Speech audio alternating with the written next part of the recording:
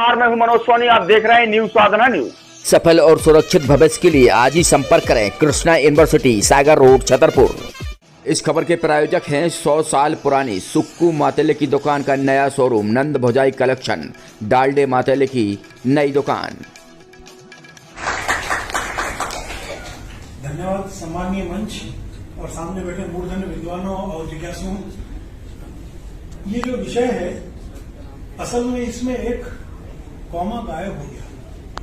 ये लोक कॉमा आस्था पर्यावरण है। लोक तो आस्था ही है। मैं अभी ताजा तरीन बात से अपनी बात को शुरू कर रहा हूं कि अभी आप सभी लोग अखबारों में देख रहे होंगे कि इजिप्ट में, मिस्र में पूरी दुनिया चिंता कर रही है कि जलवायु परिवर्तन पर क्या किया जाए। इस दुनिया ने, इस देश ने, हमारे समाज ने महाभारत के वन पर्व को या ब्रह्मवेद पुराण के उस हिस्से को पढ़ लिया होता जिसके अंदर बता दिया गया है कि प्रकृति जब किस तरीके से अपना चरित्र बदलती है तो सावधान हो जाओ कि युग समाप्त होने वाला है। हमने नहीं पढ़ा। क्यों पढ़े? अब असल बात है कि मेरे लोक में आस्था क्या है जो पर्यावरण का संरक्षण करती है। एक बात बहुत स्पष्ट रूप से जान ले कि पर्यावरण जिस प्रकार से एक नई अवधारणा है, वैसी अवधारणा विकास है। विकास भी एक नई अवधारणा है जिसने पर्यावरण के लिए संकट खड़ा किया। पहले हमने विकास को उपजाया, फिर विकास ने जब हमको खटखटाना शुरू कर दिया तो हमने बोला कि पर्यावरण शब्द भी आ गया। हमारे परिवेश का, हमारे लोक का शब्द उन्नति था, जिसके अंदर देश, काल, जल, जंगल, जमीन, जन और जानवर सभी एक साथ उन्नति करते थे। विकास में मैटेरियलिस्टिक है, भौतिक है, और औसत निकाल के बता दिया जाता है कि राजेश साहब का सैलरी और आपका सैलरी में औसत इतना है तो भारत की औसतन जो इनकम ये है। तो ये विकास की अवधारणा है। विकास की अवधारणा से पर्यावरण की अवधारणा पैदा हुई। लेकिन क्या हमारी लोक और आस्था ऐसी थी क्या? आपको बोला गया कि सुबह उठिए और देव को पुष्प अर्पित करिए। अभी आप सभी लोग देख लीजिए, सुबह जो लोग भी घूमने जाते होंगे तो बड़ी संख्या में नर नारी दूसरे की क्यारी से फूल चुरा कर वो भगवान को चढ़ाने को घूमते हैं। अब उनसे पूछिए कि भाई आप भगवान को फूल क्यों चढ़ा रहे हो? मेरे को भगवान को खुश करना है।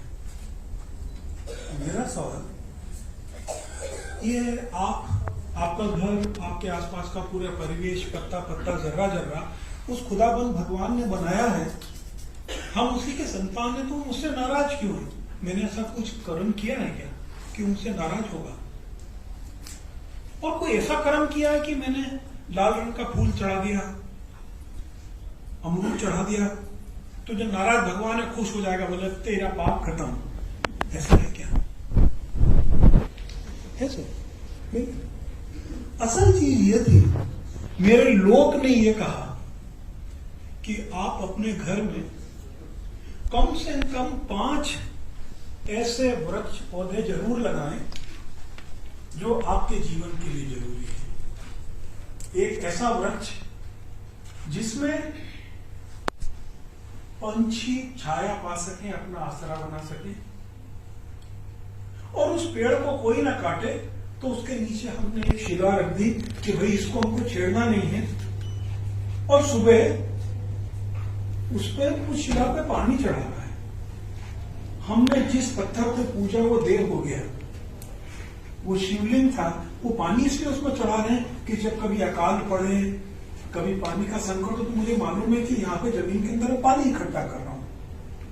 एक ऐसा पौधा हो जिसकी खुशबू से आपका घर सुवासित हो तो पुष्प लगे। 2 ऐसे वृक्ष हो जिसमें रात की रात जरूरत पड़े तो औषधि हो। तुलसी हो, इस तरीके का हो। और हर समय का समाज ऐसे ही रहा, भयभीत हो न प्रीति था। हमारे समाज ने जिससे डर खाया, वो सांप भी था, हाथी भी था, शेर भी था, उन सबको हम पूजने लगे। यानी यह जो हमारी अबुझ पहेली थी, जिनको हम सुलझा नहीं पा रहे थे, तो हमने सबको आराध्य मान लिया। हमारा लोग जानता था कि आराध्य बनाने के लिए हमको इनको एक घोटी पिलानी होगी। तो उन्होंने बोला कि पुष्प लेके देव को चढ़ाना है, उसको खुश करने के लिए। देव को नाराज ही नहीं है, मेरा पिताजी मुझसे क्यों नाराज होगा, मेरी मां मुझसे क्यों नाराज होगी, नाराज नहीं होगी तो फूल से क्यों खुश होगी।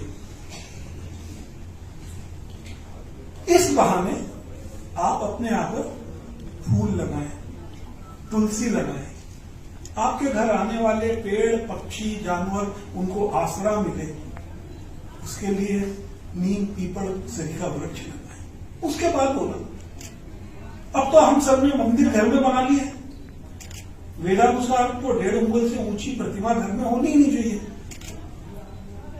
हर समय जो लोग भोपाल में रहते हैं, उस समय जो मंदिर हुआ करते थे शहर के बाहर हुआ करते थे।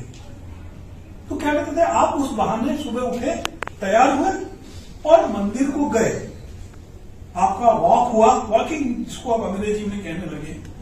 उसके बाद में आपने घंटा बजाया, आपका शरीर चला, आपने ताली बजाई, आपका ब्लड सर्कुलेशन हुआ, आपने परिक्रमा की, आपका एक चिंतन हुआ, आपने जमीन पर साष्टांग किया, आपके पूरे शरीर की एक्सरसाइज हो गई। जब एक्सरसाइज हो गई तो पंडित जी ने बोला 2 दाने कुछ मीठे के मुंह में ले लो, तो आपको थोड़ा ग्लूकोज मिल गया और आप घर आ गए। असल में लोग की आस्था ये थी, इस्लाम में भी यही हुआ। अमीर शेख 50 अपने यहां पे गुलाम रखते थे, अपने नहाने तक के लिए गुलामों को लगाते थे। 5 वक्त नमाज की जब बात आई तो उन्होंने ये बोला, 5 वक्त है तो आप उठ के वजू करेंगे, नहीं अपने आप को शुद्ध करेंगे। आप याद करें कि वो परिवेश अरब का है जहां पर पानी का संकट होता है, इसलिए उन्होंने वजू का मतलब बोला, आप उल्टे हाथ से पानी ऐसे हाथ धोएंगे क्योंकि कम पानी से आपका हाथ बच जाए। फिर आप 5 बार नमाज पढ़ेंगे, घुटने के बल बैठेंगे, खड़े होंगे, गर्दन उठाएंगे, हाथ उठाएंगे। तो जो जनाब बैठ के खा रहे थे, उस दिन में 5 बार अपने शरीर को हिलाएंगे डुलाएंगे। तो हर धर्म विज्ञान से शुरू हुआ, हर लोक विज्ञान को जानता है और उसी विज्ञान ने आस्था का रूप लिया। पर्यावरण संरक्षण की जरूरत नहीं थी क्योंकि मेरा समाज जो है पर्यावरण को दूषित ही नहीं करता था। अब आप देखिए कि 2 नवरात्रि दोनों ऋतुओं के संक्रमण काल में आती है। सब लोग जानते हैं कि जो भी संक्रमण काल होता है, विकासशीलता विकसित का,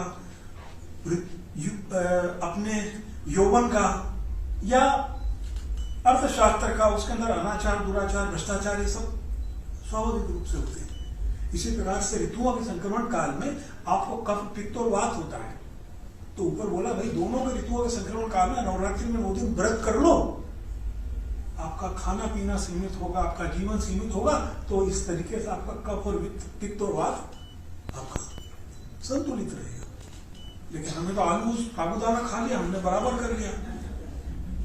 तो हमारी लोक की जो आस्था थी वो इसी तरीके से पर्यावरण को छूती रही। अब दोनों संक्रमण काल में 2 हमारे बड़े पर्व आए, एक आया होली और दूसरा आया दिवाली। पहले अपन दिवाली पे बात करते हैं। बरसात हो चुकी थी, बरसात में लोग बहुत सारे, चातुर्मास में लोग घर से नहीं निकलते थे, खेत के सामने बहुत काम नहीं होता था और लोगों को बाहर जाने का कम अवसर हो रहा था। अब आपका ठंड शुरू होने वाली है। ठंड शुरू होने वाली यानी आपके अपने घर के कुछ हिस्सों को आपको साफ रखना है।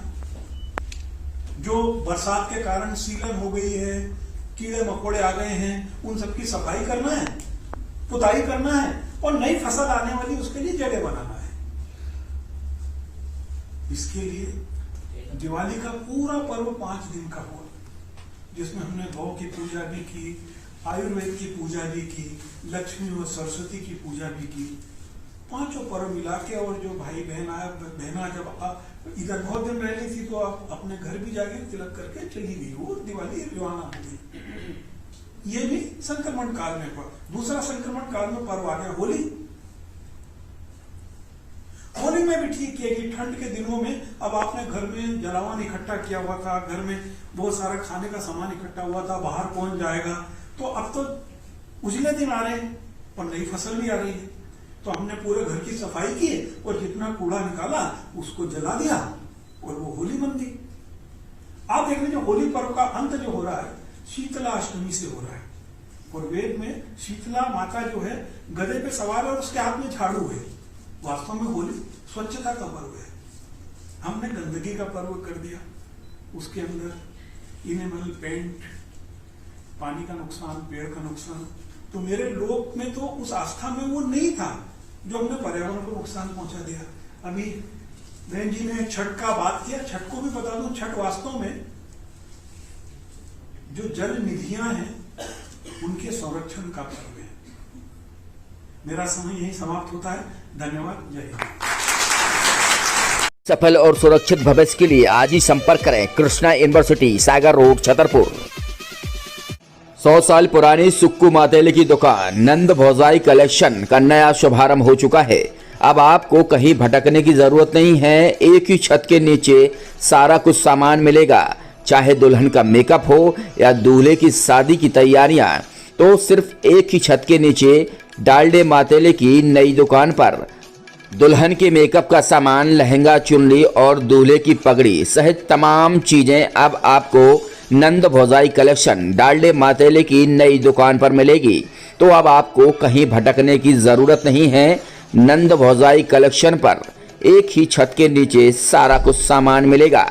हमारा पता है राम गली, बजरिया, हनुमान गली।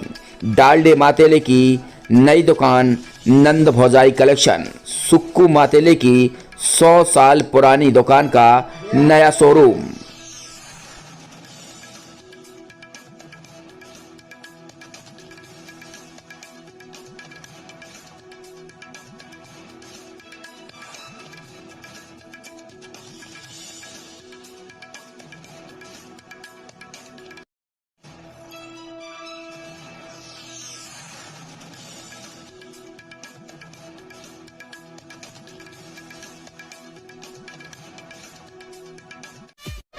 अब आपके शहर छतरपुर में ओकाया लेकर आया है फास्ट 4 व्हीकल। एक बार के चार्जिंग पर 150 किलोमीटर चलने वाली व्हीकल, 72 वोल्ट की 2 बैटरियां, 2500 वाट का वाटरप्रूफ मोटर, 66,000 की सब्सिडी के साथ, 72 किलोमीटर की स्पीड, रिमोट कंट्रोल के साथ, रिवर्स गियर और फाइनेंस की सुविधा भी।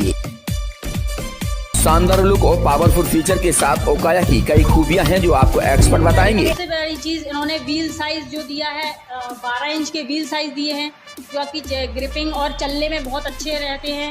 इनकी पिकअप बहुत अच्छा पकड़ते हैं। मतलब ये है कि आप अगर 2 लोग भी आपके बैठ के चलाएंगे तो उसमें कई गाड़ियों में ये प्रॉब्लम आती है कि वो खींच नहीं पा रहे या एवरेज सही नहीं दे रहे हैं। ये आपकी एवरेज भी सही देगी और स्पीड भी आपकी उतनी ही पकड़ेगी जितनी कि ये 1 पर्सन में पकड़ती है। और दूसरी चीज़, इसमें आपकी एंटी थेफ्ट सिस्टम दिया गया है, जैसे कि आप इसमें रिमोट कंट्रोल से आप अपनी गाड़ी को पूरा ऑपरेट कर सकते हैं। इसको रिमोट कंट्रोल से आप लॉक कर सकते हैं। अगर आपकी गाड़ी को कोई टच भी करेगा तो वो आपको एक अलार्म के थ्रू आपको एक इंडिकेशन दे देगा कि आपकी गाड़ी को किसी ने टच किया है। बहुत अच्छा फीचर्स इन्होंने ये दिया है। इसमें रिवर्स गियर का सिस्टम है, जैसे कि आपकी गाड़ी आपने कहीं पार्क की हुई है, अब आसपास गाड़ियाँ खड़ी हो जाती हैं जिससे हम उसको टर्न करके निकाल नहीं सकते, तो आपको टर्न करने की या कोई भी दिक्कत नहीं आएगी उसमें, क्योंकि इसमें रिवर्स गियर जो दिया गया है आप उसको डायरेक्ट बैक करके गाड़ी को निकाल सकते हैं, आप उसको रिवर्स कर सकते हैं, जो कि नॉर्मली 2 व्हीलर्स में बहुत कम दिया जाता है। कम कीमत पर ज्यादा माइलेज देने वाली ओकाया बैटरी स्कूटर की खूबियां भी आपने सुन ली होगी, तो आप देर मत करें, तुरंत संपर्क करें MK कार डेकोरेशन के बगल में, नौगांव रोड, छतरपुर। संपर्क करें 8602 541 490।